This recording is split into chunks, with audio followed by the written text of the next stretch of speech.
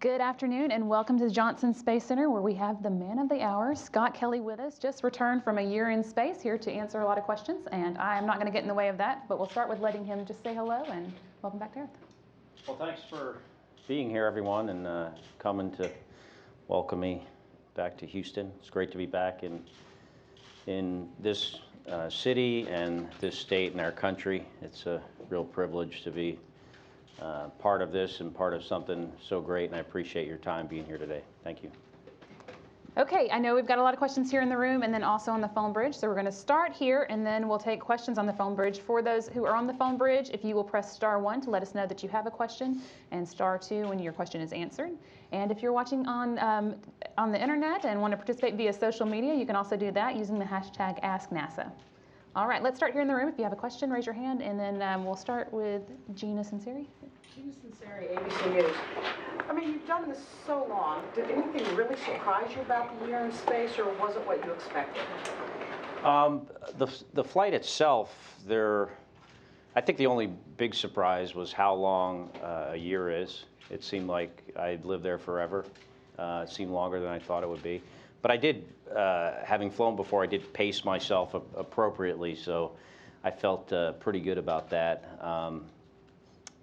So as far as the flight is concerned, that was the only real surprise. Your Earth as Art just went viral. What about that really struck you when you would look down at Earth every day? Well, the Earth is a beautiful planet. It's everything, practically everything to us. It's very important to our survival, and the space station is a great vantage point to observe it and to share our planet in pictures. And you also notice how the atmosphere looks and how fragile it looks. Makes you more of an environmentalist after spending so much time looking down at our planet. Okay, we're going to limit to one question for now. We'll go over here. Hey there, Scott, and welcome home. I'm Don Leakey from Fox 26 News.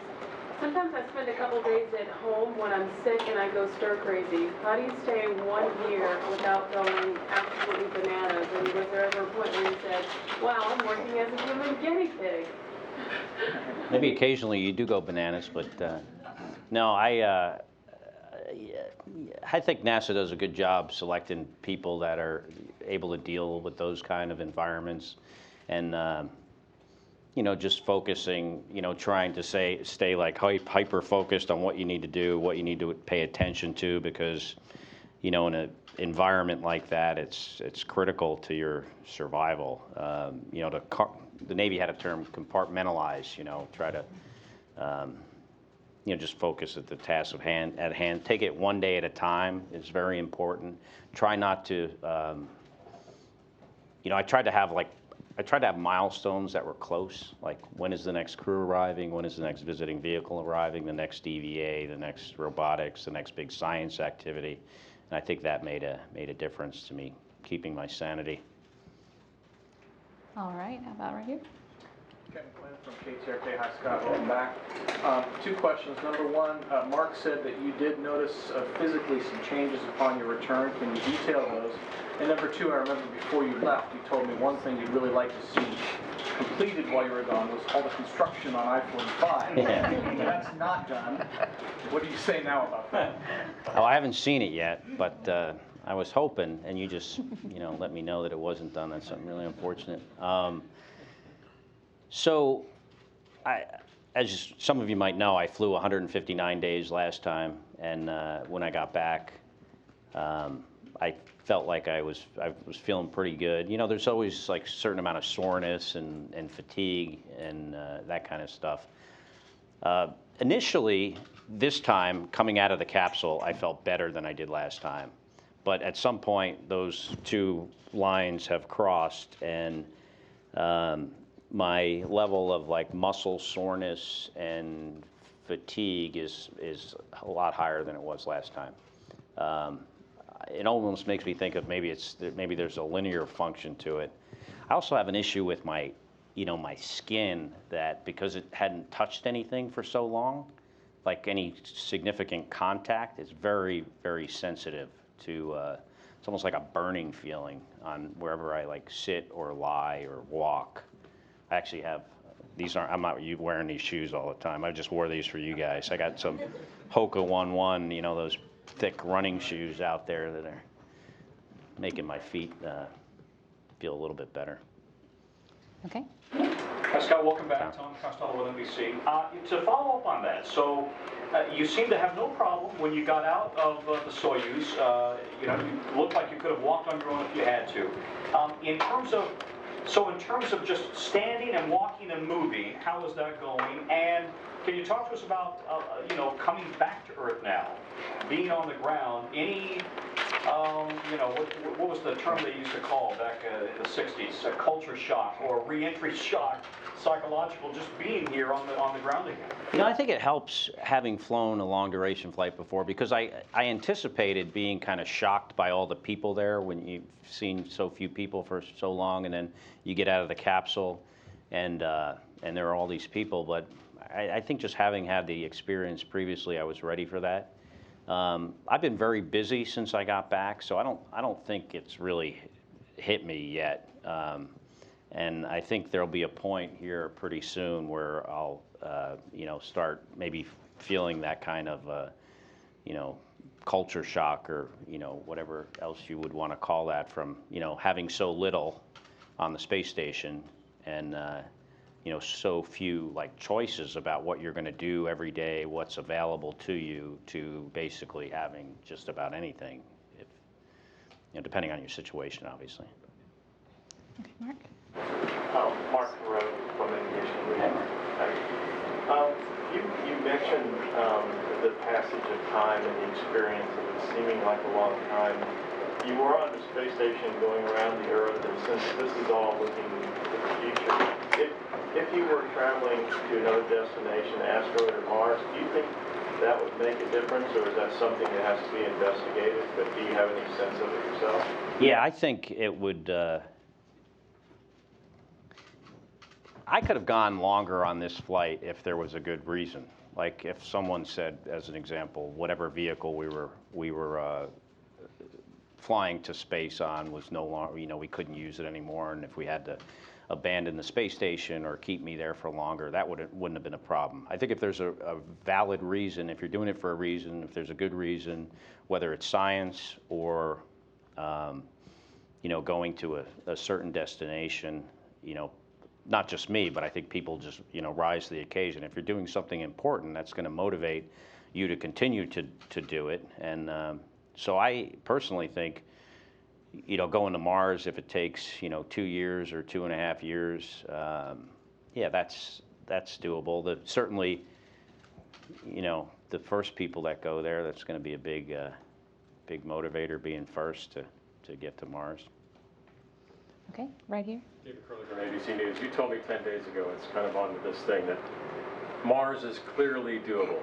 In your mind, is that psychologically it's doable? Physically it's doable? Is the science there? Do you feel like you've already proven that we can do it?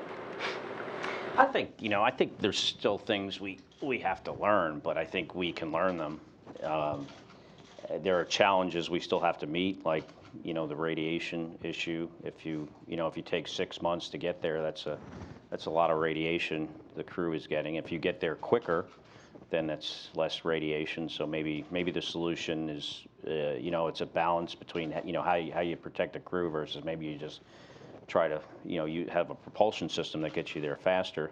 You know, having a robust life support system is important, and being able to maintain it. And you know, there are the medical aspects, but I think we know enough, and I think we're close enough that if we made the choice, hey, we're going to do this, we're going to set a goal, we're going to set a time, yeah, I think we can do it.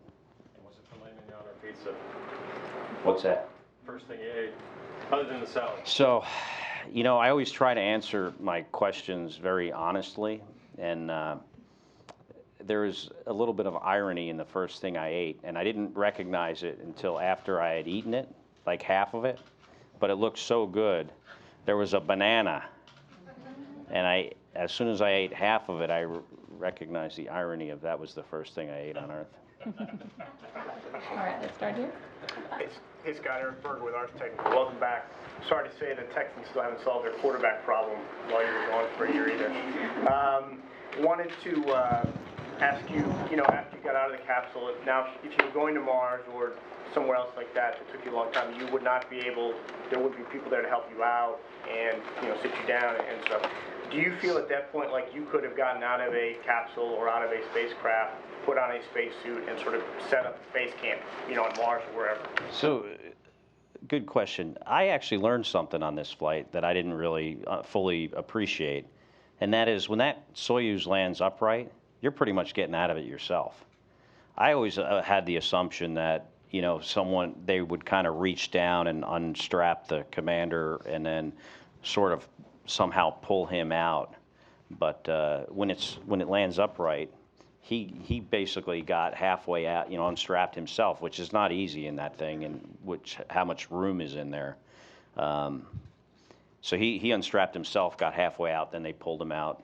I had to unstrap, close the hatch, move over to his seat, open the hatch, get up outside, and get myself about halfway out before they could pull me out. So I got a sense for, yes, I could do that. Mars has less gravity, which is helpful as well. But I think probably if we would have had a ballistic landing and landed upright, we all could have gotten out of the capsule. It would have been a challenge getting down the side if no one was there to help us, because you'd kind of fall off the top of the capsule. But then you'd probably sit there for a long time and adapt, and then try to do whatever you needed to do to to continue on with your business. Okay. Manuel Bojorquez with CBS News. You're quite prolific on social media. Can you talk about why you decided to go full throttle on that, how important it was? And I'm also curious, of all the major news events that happened on Earth in this 1 year that you were gone, were there any that greatly impacted you up there? Good questions. So the social media part of it was, my girlfriend and longtime partner, Miko, is here, and she works for NASA PAO, and she helped me with that. And that was something that we could share together. So it was a combination of me being able to share the experience with people on Earth, but it was something that we could work on together, which made the experience for both of us, I think, more rewarding. Rather than our conversations on a daily basis being, well, what did you do today? I went to the store, I went to the gym, I went to work. We could work on this as a project together. And so it was a combination of wanting to share the experience, but also want to do something with her. And she did an outstanding job, as you can see on this. So, I applaud her and do not take credit for this whole thing. I mean, it was a partnership. So, as far as the news is concerned, one news story, and I follow the news more closely. I kind of have a little bit of withdrawal now. I've been so busy, I haven't been able to follow the news. I was asking my flight doc, Steve here, when we landed, how Super Tuesday went. It's one of the first questions I asked him when I got out of the capsule, because I have the news on, all the time up there, so you're always kind of listening to it. And actually, having the news on this projector TV, it actually gives you an audio indication of whether you have the KU comm link, so whether you have email or the phone. You can just hear if the news feed starts up. So it actually serves a dual role of keeping you connected to what's on Earth and kind of like an operational role. But so what did you think about how Super Tuesday went? I would say that as a government employee, I'm subject to the Hatch Act, so I can't say what I think. But I will say that of all the news stories throughout the year, that's one that has been going on for a long time and has been taking up a lot of the airwaves, and I paid attention to it very, very closely. All right, let's go right here. Robert Perlman with collectspace.com and space.com.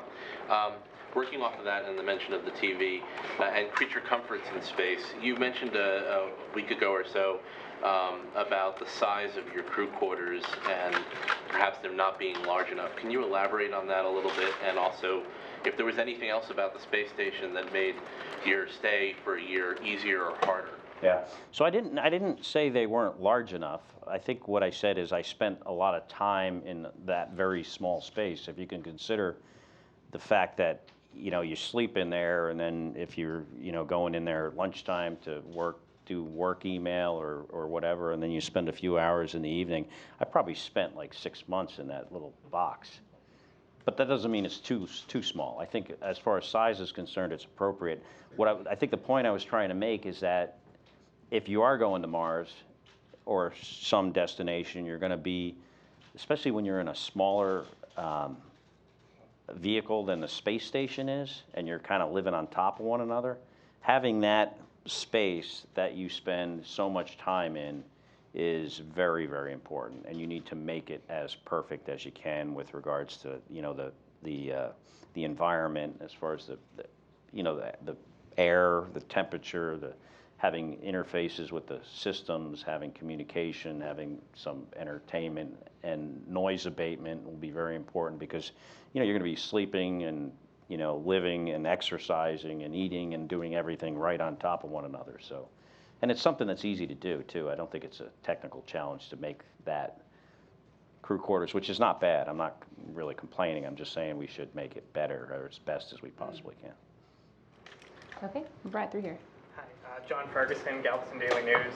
I'm wondering, was there ever a particular moment where you felt homesick? I know you talked about being psychologically prepared, but... You know, there are certainly family issues that happen, crises, like my last flight. As you all know, my sister-in-law Gabby was shot, and I wouldn't characterize it as feeling homesick, but certainly, you know, you feel like you want to be there, but yeah, it's not like I felt physically affected, or, you know, it didn't affect my ability to do my job. But you certainly long for things at home, but I wouldn't characterize it as like having the blues or something like that. Yeah. Just a reminder, if you're following along at home, to use the hashtag AskNASA on social media to get a question to us, and we'll take a couple of those in just a couple minutes. But let's start over here now. Alexandra Becker with Texas Medical Center News. Welcome home. In regards to the twin study, is there an area of that research that you're most interested in, or that you're most excited about learning? Yeah, absolutely. I think, you know, the genetic-based part of it, there are a bunch of different experiments, but some of them has to do with, you know, my brother and my DNA being almost identical, and what are the effects of spaceflight on that. And that's an area that this is our first time getting involved in those kind of studies in space for NASA, but also I think just in general, you know, this kind of genetic-based research is something that's new for us. So that's, I mean, to me, very exciting, because it's new. It's also obviously personal. There's information that we'll be able to find out about ourselves and our families and my kids that, you know, there's some questions about how that's dealt with from a privacy issue, but it's something that we'll talk about in the future, but all that's very interesting. Right here. Kevin Reese with KHOU here in Houston. You talked a little bit about some of the physical changes that you felt, but in the brief time that you've had with your brother, have you guys, I don't know how connected you are as twins, have you noticed anything while we're waiting for the science that is different about you? He's got a better tan. We did notice. That's I think understandable. I don't think he goes to the tanning bed, though. I think it's because he plays too much golf. He has too much time on his hands. But beyond that, I mean, it's too early to tell. You guys looking at each other, you don't know, you haven't had time to discuss. Yeah, nothing that comes to mind right now. Okay, we're the same height, by the way. You're back to the same thing. Yeah. Did you in fact gain the 2 inches, or? I don't know where that came from. I did measure myself, and it was 1.5 inches. So maybe somebody just decided to round up and write it as a fact. So, but gravity pushes you back down to size. Let's take a couple questions from social media. We have our social media specialist here in the room to voice them. Awesome. So this question comes to us on Twitter from Andrew Zajac, and he's wondering, was it more difficult mentally or physically adjusting to your year in space? Adjusting to space is easier than adjusting to Earth for me. You know, you do feel a little, you don't feel, I don't think I ever felt completely normal up there. There's always some little subtlety of how you're feeling even after you've been up there for 340 days. But yeah, I think coming back to gravity is harder than leaving gravity. So I don't know, maybe the aliens got it a lot easier than we do. Another interesting one coming to us from Lucas Ree on Twitter is, what did you do in your spare time when you were in space for the year?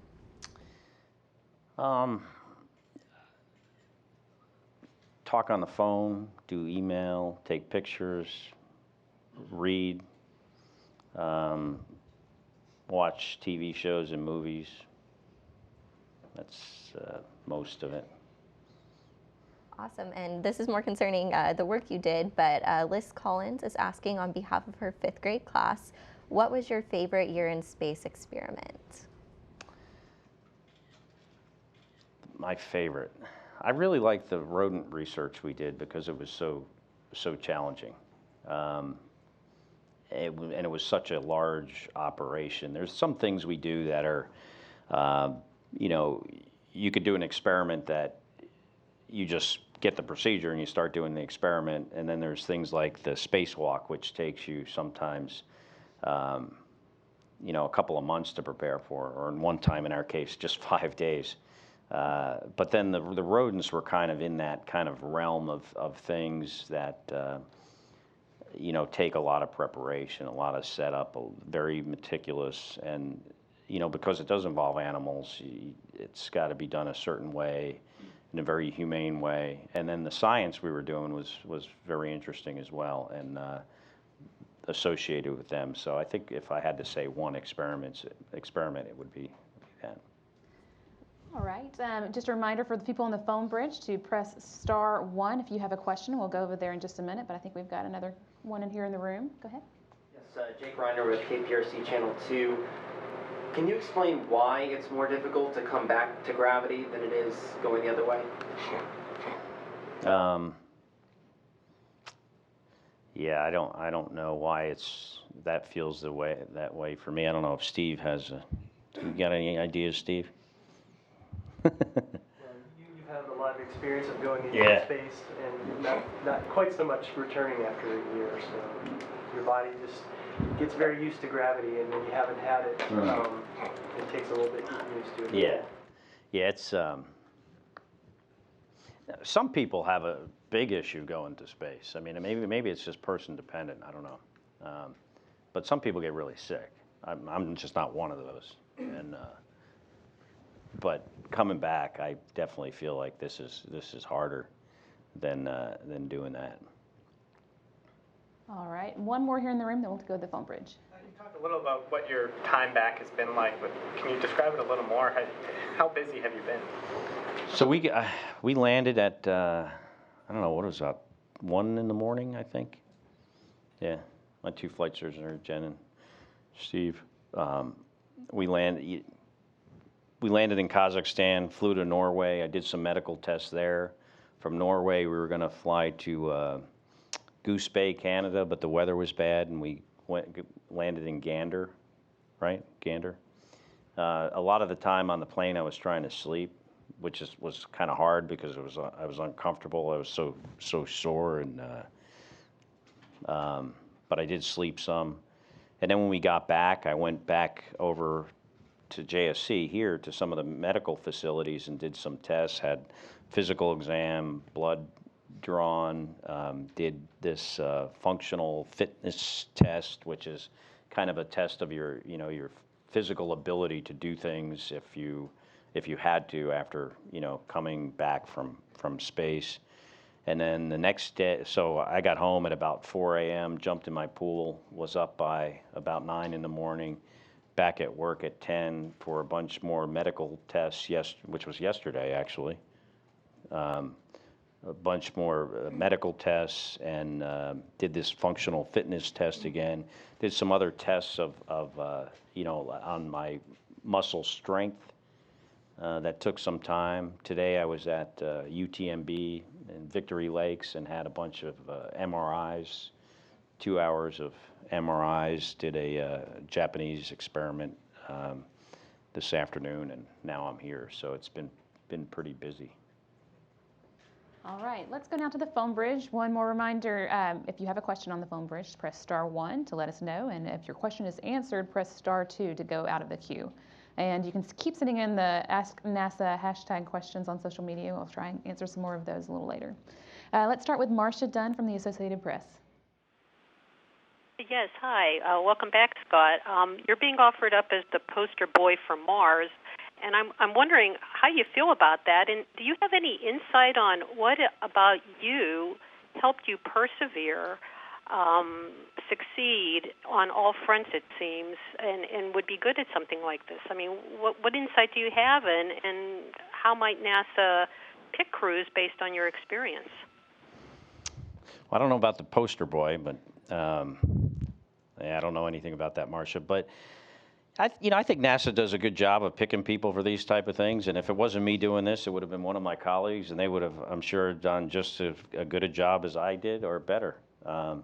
It just so happens that I was the first person to do this, and it doesn't necessarily mean I'm the best or would be better than anyone else. I think we have a lot of very talented and dedicated people in our office, and I think, many of them could have done just as good or better at this maybe than I did.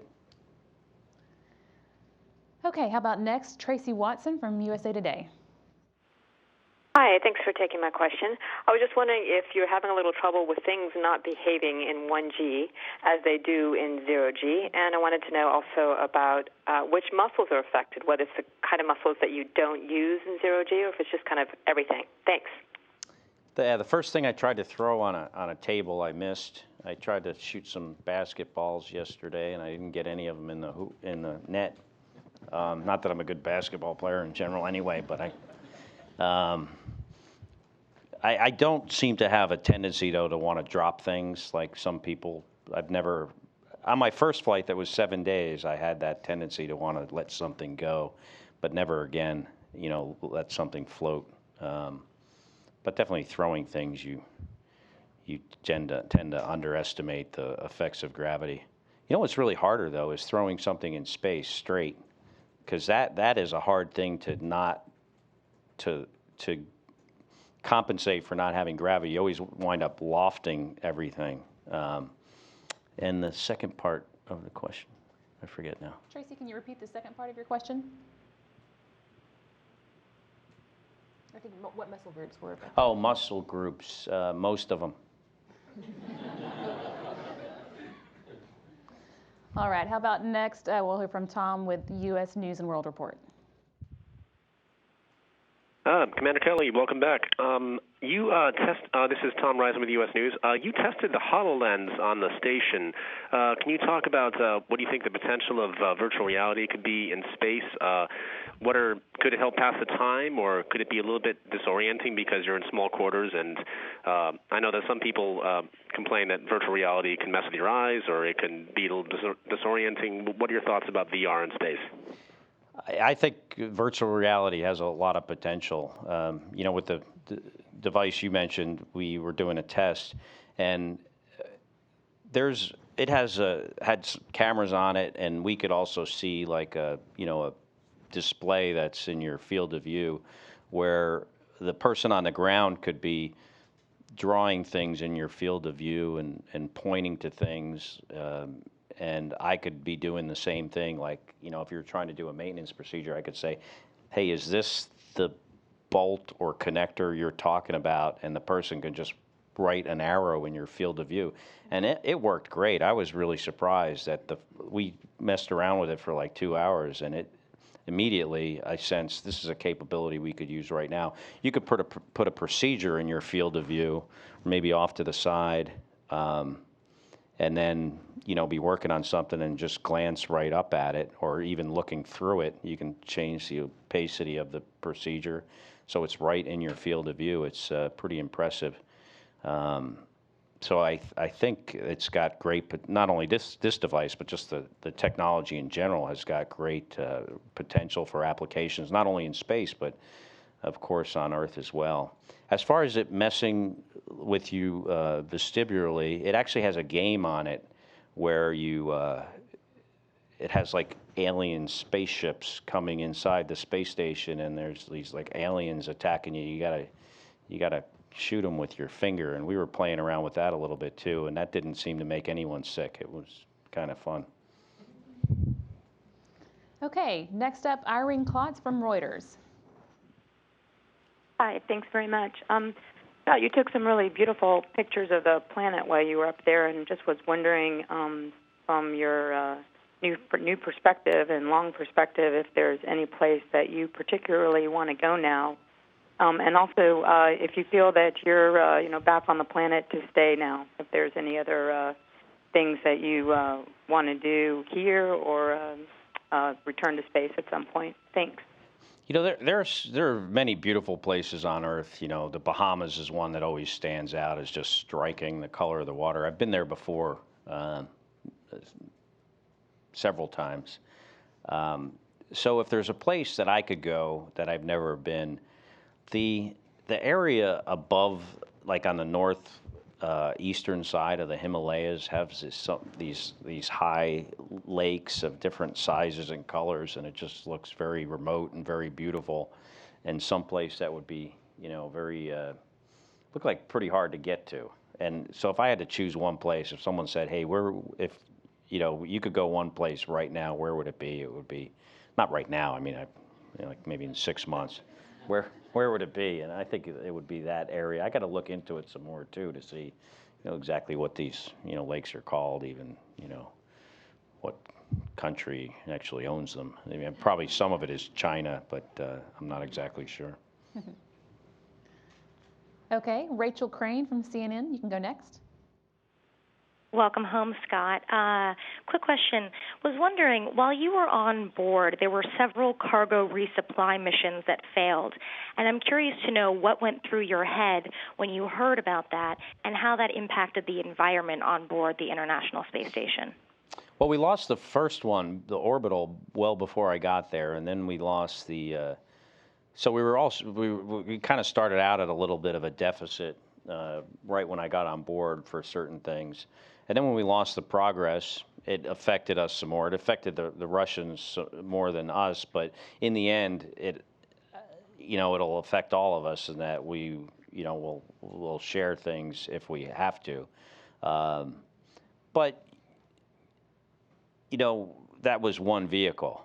So, we have a lot of redundancy. We have other vehicles that can resupply us. But then when the SpaceX mishap happened, then it was like, okay, well, now if the next one really does have to work, or we're going to be, I'm sure we would have figured something out, but, there's a plan for us to go down to like reduced rations if you have to. So we would all have gotten a little skinnier, and, we would have had to make certain things last longer. I'm sure we would have figured it out. NASA does a very good job at rising to the occasion when we have to. But, if that HTV wouldn't have worked, it would have really affected our quality of life on board for some time. All right, how about next we'll take Colleen from Optometry Times. Hi, Scott. Welcome back. I was wondering if you could talk about any vision changes you experienced during this mission compared to your previous missions, and whether you've noticed any difference since you've returned. I would say it was very consistent with my last flight from a subjective point of view. We're collecting more data this time on board, so we'll have a little bit better insight to, when those changes occurred and how they were in flight versus on the ground. But I don't think that, at least subjectively, it was much different than my last experience, which is kind of in the beginning you notice some changes, and then it kind of levels off, and in this case kind of stayed the same way for just about the whole flight. Okay, again, if you are on the phone bridge and have a question, please press *1. Next we'll take Brian from VOX. Hey, Scott, thanks for taking my question. I'm curious, why were you so eager to jump in the pool, and did it live up to your expectations? And then, more seriously, I'm wondering what you think is the most unexpected difference you encountered between the 6 months versus the year. Yeah, the reason I was eager to jump in the pool is because even though I took a shower in Canada, I hadn't had running water in 340 days, and it's something you really miss. Actually, you know, my cosmonaut colleague, Misha Kornienko, that's one of the things he always cited as what he wanted to do too, is go swimming, get, you know, water around you.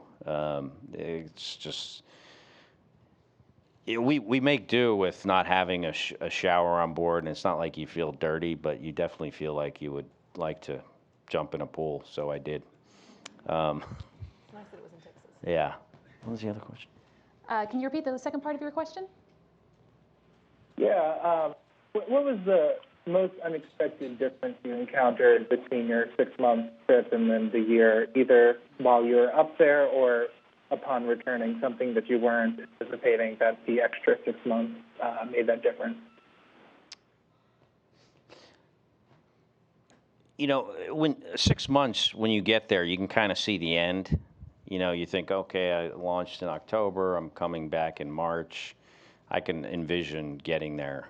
But when you launch in March and you're thinking about coming back the next March, it is not something that you can really comprehend. I remember, because I think the perfect duration for a space flight is somewhere on the order of, you know, 2.5 to 3 months.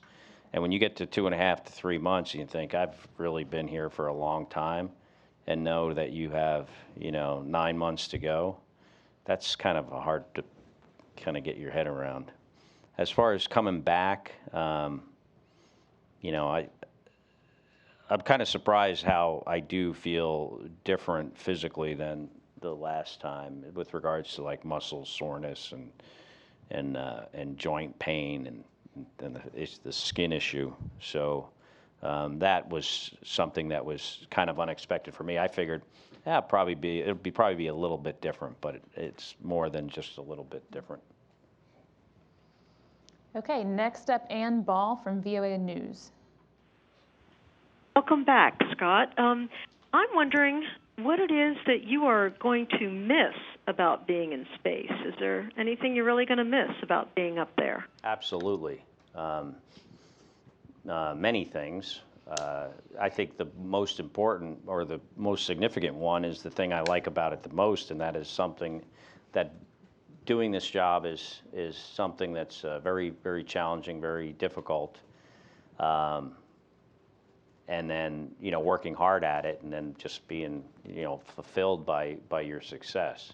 And you can find that, if I never fly in space again, I'll find that in other areas of my life, but not in this kind of way where the implications of you know, messing things up are so severe that that makes it, in my case, more rewarding. It's kind of like, you know, why I wanted to be a pilot in the Navy and land on the aircraft carrier. It's not because I thought landing on the aircraft carrier would be fun. It's because I knew that it was hard and there was risk and it was important and thereby, for me, rewarding.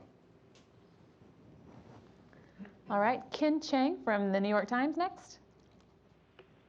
Hi, thank you for taking my question. I was just wondering, are you done with space now, or are you hoping to go back up?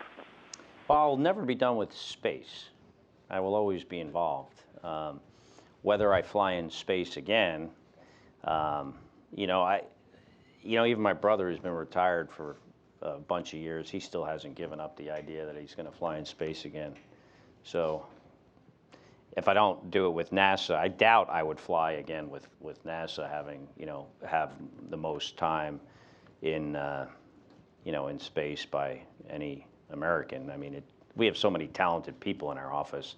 There's no reason to fly me again. I could fly somebody else that hasn't had as much opportunity to do that. And so, but I don't think I would ever say I'm absolutely 100% done, because I think there's a lot of exciting possibilities out there, and you know, maybe in the commercial aspect certainly, and you know, they might need a guy like me someday or someone else, or I don't know. Maybe in the next 20 years you'll be able to just buy a cheap ticket, go for a little visit. All right, how about Irene from EFE News? Hi, thank you for taking my question. I was wondering that, of course, NASA and the scientific world have learned a lot about the experience, but what personally have you learned, Scott, about it? NASA's learned a lot from the mission, but what have you learned personally? What have I learned personally about spending a year in space? I was amazed, and I was thinking about this when I was backing away in the Soyuz, is just, what an incredible achievement that this space station is and this program is. How hard it is to build something like that and operate it for the last 15 years, and how we benefit from it by doing these very, very difficult things, technically and operationally challenging things. And it's, that's the main thing. I kind of knew that, going into it, but just experiencing it every day for 340 days really, hit home for me. Just how, if we put our mind to it, we can achieve things that, would seem impossible. Like if you would have said to somebody, 30 years from now, hey, here's a picture of the space station, and we're going to build and keep it manned for 15 years and do all this science and other operations on, people would have been like, are you crazy? That's not, it's 1 million pounds, the size of a football field, the internal volume of, some say, a 6-bedroom house with, there's life support systems that turn our urine into water, the water into oxygen. We drink the water. It's practically a closed loop system using only the power from the sun. It's just an incredible achievement that I think everyone involved in it, including the people that pay for it, the taxpayers, should be very proud. Okay, how about Michelle Fitzsimmons from Tech Radar? Hi, Commander Kelly. Welcome back. I was wondering if there is an easy path or ability we have on Earth that we kind of take for granted. If we were to be up in 0G, that becomes way more difficult. And then also on the kind of commercial space flight front, do you think kind of normal people should be able to go up into space, and whether they have the fortitude and ability to experience what it's like up there? Thank you. Can you repeat the first part of your question? We couldn't quite make that out. Sure. Just if there's an easy task here on Earth or an ability we have that becomes more difficult, we would be surprised how difficult it is up in space. An easy task here on Earth that's more difficult in space. Oh, just about everything is easier here, except there are a couple of things that are easier in space. One is moving large objects around because they don't have any weight. The other thing, it would be like getting behind your TV to connect the VCR up. I mean, because you can just float in any orientation. Everything else is more difficult in space because you can't put anything down. You have to either Velcro, stick it in your pocket, or hold it in your hand, or let it float away, in which case it's probably going to float away and you're never going to see it again. So, yeah, just about everything else is more difficult. And the second part? Do you think normal people should be able to go to space? I think everyone should be able to go to space. I mean, it's going to depend on the person and what kind of, experience they would want. So it'd be great, I think, to have a variety of ways to get to space or near space, maybe, for the view. You can get a pretty spectacular view with not going all the way to the edge of space, or above the limit. But it'd be great if there were a bunch of different experiences that people could afford and that were safe. And I'm sure we're going to see that, sometime, hopefully, in the not too distant future. Okay, I think Tracy Watson has a follow-up question, and we'll come back into the room for follow-ups. Yeah, thank you. Can you tell me about the workflow and how you managed that, whether you had to sometimes push back against the ground on how much they wanted you to do, and how you adjusted it to a year in space versus 6 months in space? Thanks. Yeah, that's a very good question. In my case, I've always had a great working relationship with the ground, and been very open with them, and it's a team effort. So, there are priorities, and there are higher priorities, and you try to get the higher stuff done, and you try, with the help of our flight surgeons, manage our fatigue level, and we're all kind of a big team doing that. And in my experience, it's always worked. It's always worked great. Maybe something happened to my brain. I can't ever remember the second question. I'm sorry, Tracy, can you repeat it? Okay, we'll come back in to the room here if we get a chance. We'll see if Tracy has another one. Let's start with Eric Berger. Hey again, Scott. Having spent a year in space, thinking about going to Mars, there's some debate about whether artificial gravity is worth the trouble. And having spent now almost a year in microgravity, how do you feel? I mean, you probably have the best platform to address that question.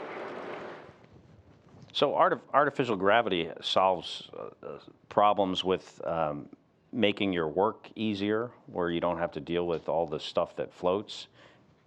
I think it probably helps in certain systems and how they function. Certainly it'll help in your physiology. If it's though, I think it depends on how you do it. If it's like 2001, where you have this big rotating wheel, that's much different than if you had, I think, a vehicle that had varying levels of gravity. I don't know that if you had Earth's gravity on one side and Earth's gravity on the other, and then you lived in between all the time, how your body would deal with that. So I think it's a balance between, having all this maybe wasted space you couldn't use, and versus what the benefits would be. Or if you could, make the science fiction kind of vehicle, then maybe that's the way to go. I don't know how, technically feasible that is right now. But I tell you what, I am a big believer if we can dream something, and if we can put our minds to it, we can do it. So I think I would never rule that kind of thing out. Okay, let's come over here to Mark. Thanks, Mark Carruth, Aviation Week. I have a related question. NASA's looking at an in-space habitat. Do you think you might have some good suggestions for them to consider on the way it's structured inside or functions that would be helpful with the concept of a living space for a trip to Mars? Actually, I do. I've actually thought, when I saw that on the news, actually, that there was a contract given, I don't even know to what company or what the details were, but there was some money dedicated to that. I think I'd be great to help with that kind of project, and I would love to be involved in something like that. Do you have anything specific in terms of the sort of comfort and functionality that you think would be important? Absolutely. I've talked about the crew quarters, certainly like noise abatement on our exercise equipment, noise abatement on our other facilities like the bathroom, when you're going to be living in one tiny area, and how you make that work. I think we should look at other things. Our exercise equipment is very good, but it's also very heavy and takes up a lot of room. Maybe there's other ways we can get the same effect without the same kind of equipment, like, in a medical way. Like we were talking, one of the issues we have with coming back and why you feel the way you do, I think some people feel the way they do is because they've lost a lot of their blood volume. I mean, you could look at, giving that back to the person when they land, potentially, or something else. I got an IV when I was coming back. That helped a little bit, but just kind of more thinking outside of the box in that kind of way, I think is something that we should start considering more. Okay, how about Tom? If you don't mind, I've got two. But the first one is, I was fascinated in your documentary that ran on PBS, which I thought was excellent, about the smell of space, which I'd never heard of before. So having lived with that and the smell of the ISS for the last year, when they opened up the hatch in Kazakhstan and you were able to breathe that air, What was that like? Can you describe it? So I actually said to, well, first the air was refreshing because it was cool and it was different than the air I had experienced for the last 340 days. So in that way it was refreshing. But as soon as I got in the chair, I don't know if I said to Steve or someone else that was there, I said, well, what is, it smells like a fragrance, like something, like a plant was blooming in that area. And, you know, I'd only been to the landing site twice before with the Soyuz. The first time I was in it, and I guess I didn't notice this. Steve's been there a lot more times than I have, and he said that's the smell of the burning Soyuz. It's the charred smell of the Soyuz. It has kind of a sweet, how would you describe it? You know, it's kind of a sweet smell to it. Did it feel like your senses are suddenly alive when you were able to breathe that air? Oh, it's great. Yeah, absolutely. My second question, pardon me, but you know, you'll now go down, and you have gone down, holding 2 NASA records. You'll go down in American space history, and people will read about you for the next several decades. What does it feel like to be the guy who has set these records, to be one of America's space heroes? I'll tell you what, these records are made to be broken, and there's this guy, Jeff Williams, that's going to launch here in the next couple of weeks. He's going to break my number of days record, not by, I'm not sure by how much, but total number of days in space for an American. He'll break it, so, which is great. I mean, I'm a big believer in pushing the envelope on this kind of stuff. I don't know when someone will have more than 340 days in space next, but hopefully it won't be too long, you know, because that's, pushing the envelope is what makes our, society progress. So it's, I definitely don't have an issue with it. I'm a big proponent of that. And how do I feel about these kind of things? I'm just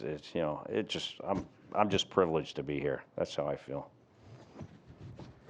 Okay, we'll take a couple of questions here in the room and then see if we can get maybe 2 more from social media. So start here.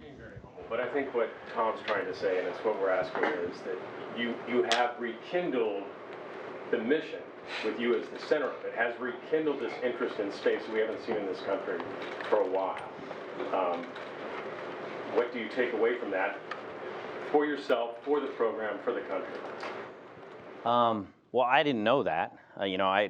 Maybe I'm somewhat insulated from some of the media surrounding this flight. I didn't actually realize that. Where have you been?